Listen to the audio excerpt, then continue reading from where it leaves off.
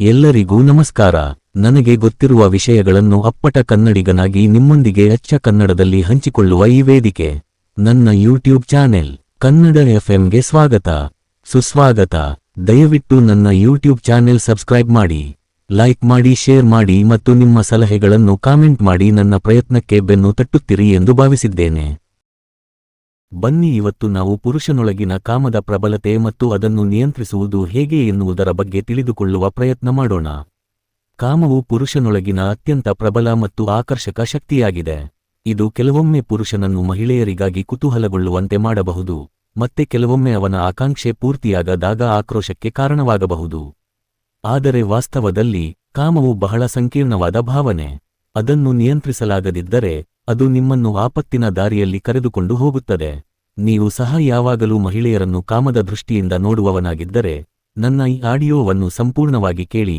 ನಾನು ನಿಮ್ಮ ಕಾಮಭಾವವನ್ನು ನಿಯಂತ್ರಿಸಲು ಮತ್ತು ಅದನ್ನು ಉತ್ಪಾದಕಶೀಲತೆಯತ್ತ ಮುಖ ಮಾಡಲು 7 ಪ್ರಮುಖ ಕ್ರಮಗಳನ್ನು ವಿವರಿಸುತ್ತೇನೆ. 1. ನಿಯಮಗಳನ್ನು ಸಿದ್ಧಪಡಿಸಿ, ಸ್ಥಾಪಿಸಿ ಮತ್ತು ಅವನ್ನು ಉಲ್ಲಂಘಿಸಬೇಡಿ. ಇತ್ತೀಚಿನ ಕಾಲದ ಪುರುಷರು ನಿಯಮಗಳಿಲ್ಲದೆ ಬದುಕುತ್ತಿದ್ದಾರೆ. ಮಹಿಳೆಯನ್ನು ಕಂಡ ಕೂಡಲೇ ಅವರು ಎಲ್ಲವನ್ನೂ ಮರೆತು ತಾವು ಯಾರು, ಎಲ್ಲಿ ಇದ್ದೇವೆ ಎಂಬುದನ್ನು ಪರಿಗಣಿಸದೆ ಕೆಲಸ ಮಾಡುತ್ತಾರೆ. ಆದರೆ ಇದು ಸಾಮಾನ್ಯ ಜೀವನವಲ್ಲ. ನಿಯಮಗಳು ಮತ್ತು ತತ್ವಗಳು ನಿಮ್ಮ ಜೀವನವನ್ನು ನಿಯಂತ್ರಿಸುತ್ತದೆ. ನೀವು ಮಹಿಳೆಯರನ್ನು ಹಿಂಬಾಲಿಸಬಾರದು ಎಂದು ತೀರ್ಮಾನಿಸಿದ್ದರೆ ಹಾಗೆಯೇ ಮಾಡಿ. ಆಕೆಯು ನಿಮ್ಮ ಅಮೂಲ್ಯವಾದ ಸಮಯವನ್ನು ವ್ಯರ್ಥ ಮಾಡುತ್ತಿದ್ದಾಳೆ ಎಂದು ನೀವು ಭಾವಿಸಿದರೆ ಆಕೆಯ ಹಿಂದೆ ಓಡುವುದನ್ನು ನಿಲ್ಲಿಸಿ. ನಿಮ್ಮ ಪ್ರಾಮಾಣಿಕತೆ ನಿಮ್ಮ ಮನಸ್ಸಿಗೆ ಸಂತೋಷ ತರುತ್ತದೆ. ನಾನು ಹೀಗೆ ಇದ್ದೇನೆ ಎಂಬ ಗರ್ವದಿಂದ ಬದುಕಬಹುದು. 2. ಸ್ಥಿತಪ್ರಜ್ಞತೆಯನ್ನು ಅಳವಡಿಸಿಕೊಳ್ಳಿ.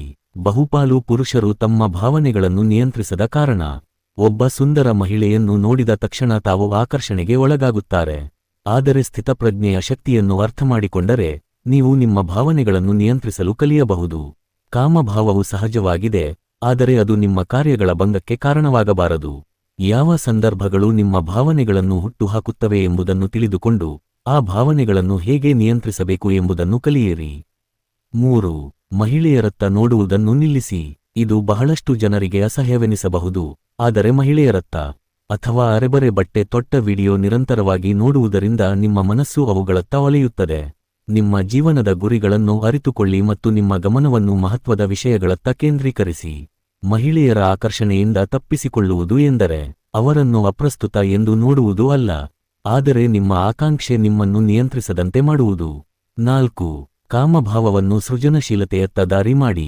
ಕಾಮಭಾವವು ಸಹಜ, ಆದರೆ ಅದು ತಪ್ಪಾದ ರೀತಿಯಲ್ಲಿ ಹೊರಹೊಮ್ಮಿದರೆ ಅದು ಅಪಾಯಕಾರಿ. ನಿಮ್ಮ ಕಾಮಶಕ್ತಿಯನ್ನು ಜಿಮ್ನಲ್ಲಿ ವ್ಯಾಯಾಮ ಮಾಡಲು ಬಳಸಬಹುದು, ನಿಮ್ಮ ವ್ಯಕ್ತಿತ್ವವನ್ನು ಅಭಿವೃದ್ಧಿಪಡಿಸಲು ಬಳಸಬಹುದು. ಈ ರೀತಿಯ ಚಿಂತನೆ ನಿಮ್ಮ ಜೀವನವನ್ನು ಉತ್ತಮಗೊಳಿಸುತ್ತದೆ. 5. ಸಾಮಾಜಿಕ ಮಾಧ್ಯಮದ ಬಳಕೆಯನ್ನು ಕಡಿಮೆ ಮಾಡಿ. ಸಾಮಾಜಿಕ ಮಾಧ್ಯಮ ಕಾಮದ ಬಲವಾದ ಉಗಮಸ್ಥಾನವಾಗಿದೆ. ಹೆಚ್ಚಿನ ಪುರುಷರು ಇನ್ಸ್ಟಾಗ್ರಾಮ್, ರೀಲ್ಸ್ ಮುಂತಾದವುಗಳಲ್ಲಿ ಅನಗತ್ಯವಾದ ಕಾಮಪ್ರೇರಿತ ವಿಡಿಯೋ ಹಾಗೂ ವಿಷಯಗಳನ್ನು ನಿರಂತರವಾಗಿ ವೀಕ್ಷಿಸುತ್ತಾರೆ. ಇದು ಮಹಿಳೆಯರ ಬಗ್ಗೆ ತಪ್ಪಾದ ದೃಷ್ಟಿಕೋನವನ್ನು ರೂಪಿಸುತ್ತದೆ. ಈ ಅಭ್ಯಾಸವನ್ನು ತ್ಯಜಿಸಿದರೆ ನಿಮ್ಮ ಮನಸ್ಸು ಶುದ್ಧವಾಗುತ್ತದೆ ಮತ್ತು ಸಮತೋಲನ ಸ್ಥಿತಿಯಲ್ಲಿ ಇರುತ್ತದೆ. 6. ಸಕಾರಾತ್ಮಕ ಮನೋಭಾವವನ್ನು ಉಳಿಸಿಕೊಳ್ಳಿ.